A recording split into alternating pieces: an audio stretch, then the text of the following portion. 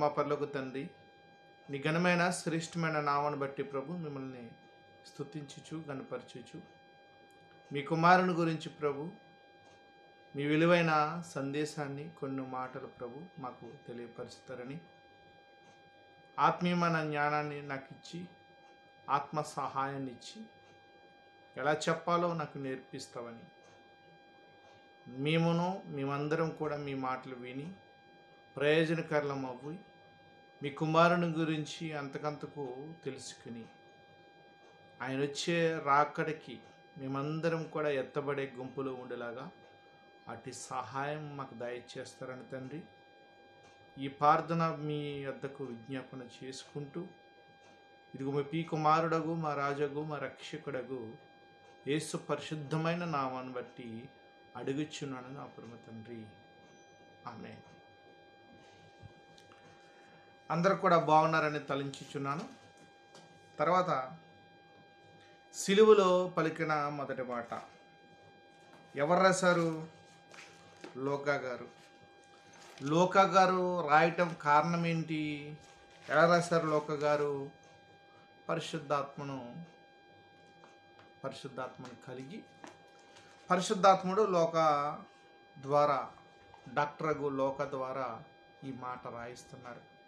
యేసుక్రీస్తు ప్రభువు వారు వెళ్ళిపోయిన తర్వాత రాయబడ్డ సువార్తలు, ఈ సువార్తలో యేసుక్రీస్తు ప్రభువు వారి యొక్క పలికిన మాటలు, ఆయన చేసిన ఉపమానాలు, ఇవన్నీ కూడా పరిశుద్ధాత్మ ప్రేరేపణ చేత వాళ్ళు రాసి, వాళ్ళే యేసుక్రీస్తు చేసిన పునాది మీద వాళ్ళు కట్టుకుని మళ్ళీ కడుతూ పరిశుద్ధాత్మ ప్రేరేపణ చేత పలికిన పవిత్రమైన మాటలుగా మనం గుర్తించాం. మొదటిది ఇవన్నీ కూడా పరిచయంగా మీకు ముందిస్తున్నాను. మొదటి మాటకి వెళ్ళిపోయాను. మొదటి మాట గురించి యేసుక్రీస్తు ప్రభువారు సిలువలో వేలాడుతూ బాధపడుతూ ఆయన మొట్టమొదట పలికిన మాట, తండ్రి వీరేమి చేయుచున్నారో వీరెరగరు గనుక వీరిని క్షమించుము. క్షమాపణ ప్రభు దగ్గర నుంచి వచ్చింది. యావత్ ప్రపంచమంతా, పుట్టుతున్నవారు పుట్టబోతున్నవారు అంతా బట్టి కూడా క్షమాపణ ఎవరి ద్వారా మనం నేర్చుకున్నామంటే, పరలోకపు తండ్రి ఉన్నారు. పరలోకపు తండ్రికి కుమారుడైన యేసుక్రీస్తు ప్రభువారు ఆయన దేవుడే, అలాగే పరిశుద్ధాత్ముడు దేవుడే. అలాగే మనము అర్థం చేసుకుని విశ్వసించుకుని గ్రహించుకుని ఆ మాటలు మనము తెలియపరచుకుంటం ద్వారా గ్రహించటం ద్వారా ప్రభుని ఎంతకంతకు మనం తెలుసుకోవాలి. ఇది పరిచయంగా ఇస్తున్న మాటలు. తండ్రి వీరేమి చేయుచున్నారో వీరు ఎరగరు గనుక వీరిని క్షమించుమన్న మాట ఎవరు రాస్తున్నారు?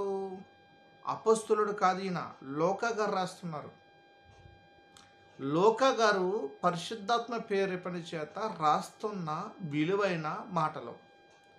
ఈ పరిచయంగా ఇవన్నీ తీసుకోవాలి మీరు. తర్వాత సందేశానికి వెళ్ళి ముగించుకుందాం. మొదటి మాటగా రెండవ మాటగా తీసుకుని కూడా పరిచయం తీసుకుని రెండవ మాటగా సందేశాన్ని తీసుకుని తర్వాత ముగించుకుందాం. 1-2 మాటలు నేను మీకు మొదటి మాట రెండవ మాట వివరించాలని ఆశ కలిగి ఉన్నాను. వీలంత మట్టుకు త్వరగా ముగించేస్తాకి నేను ప్రయత్నం చేస్తాను. అది మనం అర్థం చేసుకున్నాం. మొదటి మాట ఏంటి? తండ్రి వీరేమి చేయుచున్నారు వీరు ఎరగరు. రెండవ పరిచయం ఏంటి? రెండవ మాట ఏంటి? నేడు నీవును నాతో పరదేశంలో ఉంటావు. యావత్ ప్రపంచం కోసం నేను ప్రాణం పెడుతున్నాను. నా చుట్టుపక్కల ఉన్న ఈ దొంగ మీరు ఇరువురు కూడా నన్ను తెలుసుకుంటానికి ప్రయత్నించారు, కానీ అందులో ఒకతను మనల్ని బాగా తెలుసుకున్నాడు. తెలుసుకోవడానికి కారణం ఏంటి? పేతురు గారి దగ్గరకు ఒక మాట మనం చెప్తాం.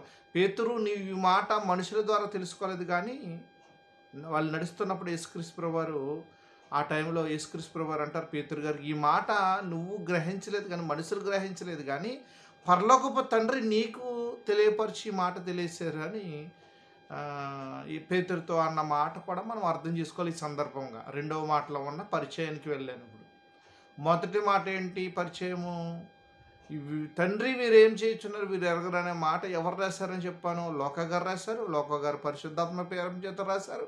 పరిశుద్ధాత్మ ప్రేరేపణ రావడం అంటే లోకా గారికి ప్రభువైన యేసుక్రీస్తు ప్రభువుని విశ్వసించుకుని పరిశుద్ధాత్మను పొందుకుని పరిశుద్ధాత్మ ప్రేరేపణ చేత రాయించబడ్డాయి. ఆ మాటలు మనం బోధ కలగటానికి, బుద్ధి కలగటానికి మనం ఇప్పుడు ధ్యానించుకుంటున్నాం. అలాగే తర్వాత వచ్చిన తరం కూడా ధ్యానించుకుంటారు ప్రభు రాకపోతే. ఇవి పరిచయంగా మీరు ఈ 2 విషయాలు మీరు తీసుకోవాలి. మొదటిగా ఏం చెప్పాను, లోకా గారు ఎలా రాశారు, పరిశుద్ధాత్మ పేరు రాశారు. ఏం రాశారు ఆయన? యేసుక్రీస్తు ప్రభువారు బ్రతికుండగా ఆయన పలికిన, అంటే భౌతికమైన శరీరంలో ఉండగా ఆయన పలికిన, భూమి మీద వచ్చి భౌతికంగా ఉన్న శరీరం యందు ఉన్న మాటలు ఆయన వివరించారు. ఆ మాటలు ఏం అనుకున్నాం, యేసుక్రీస్తు తండ్రి వీరేమి చేయుచున్నారు వీరెరుగరని మొదటి పరిచయంగా చూసాం. మొదటి పరిచయంలో సందేశం ఏంటి అని చూస్తే, యావత్ ప్రపంచమంతా ఆయన ద్వారా విమోచింపబడాలి కాబట్టి జగతి పునాది వెయ్యబడక మునిపే ప్రేమ చేత క్రీస్తులో తండ్రి పిలుచుకున్న పిలుపును కూడా నెరవేరుస్తున్నాడు సందేశం. ఇంకోటేంటి సందేశంలో రెండో విషయం, ఈ యెషయా గ్రంథం 53 అధ్యాయం అంతా మీరు చదువుకుంటే అందులో 53 అధ్యాయం 12వ వచనంలోకి వెళ్ళినట్లయితే మనము ఆయన ఒక్కసారి వెళ్దాం, సందర్భం వచ్చింది కాబట్టి వెళ్దాం. యెషయా గ్రంథం